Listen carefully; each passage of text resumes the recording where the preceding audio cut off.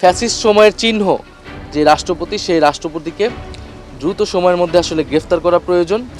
এবং তিনি যেই ধরনের সাক্ষাৎকার দিয়েছেন সেটাও তো আসলে শপথ লঙ্ঘন হয়েছে।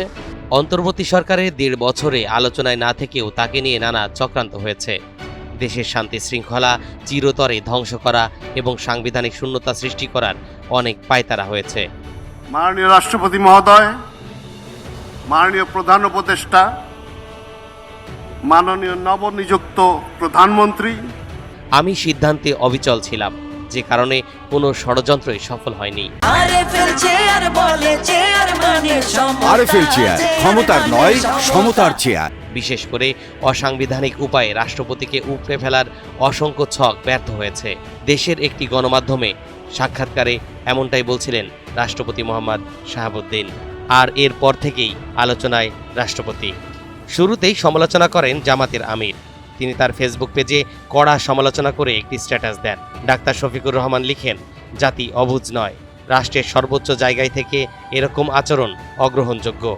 এত বড় একটা ঘটনা, তার মামুলি কোনো তদন্ত হলো না, তিনি একটা দলকে দায়ী করে বক্তব্য দেওয়া শুরু করেন।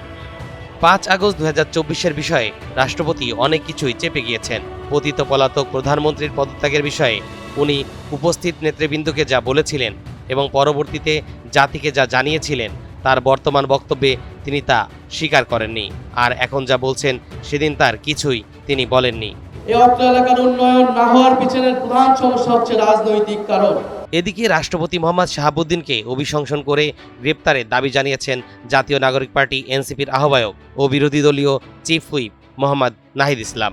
বুধবার বিকেলে বনানী সামরিক কবরস্থানে পিলখানা হত্যাকাণ্ডে শহীদদের কবর জিয়ারত শেষে তিনি এ দাবি জানান। ফ্যাসিস্ট সময়ের চিহ্ন যে রাষ্ট্রপতি, সেই রাষ্ট্রপতিকে দ্রুত সময়ের মধ্যে আসলে গ্রেফতার করা প্রয়োজন। এবং তিনি যেই ধরনের সাক্ষাৎকার দিয়েছেন সেটাও তো আসলে শপথ লঙ্ঘন হয়েছে। নাহিদ ইসলাম বলেন, ২৪শে জুলাইয়ের গণহত্যা ঠেকাতে কার্যকর ব্যবস্থা গ্রহণ করেননি রাষ্ট্রপতি মোহাম্মদ শাহাবুদ্দিন। এজন্য তিনি গণহত্যার দায় এড়াতে পারেন না। সমালোচনা করেছেন জামাতের সেক্রেটারি জেনারেল মিয়া মোহাম্মদ গোলাম পারোয়ার।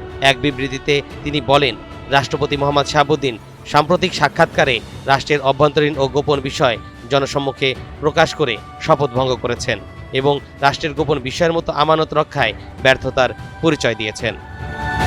তরিকুল ইসলাম, এনটিভি অনলাইন।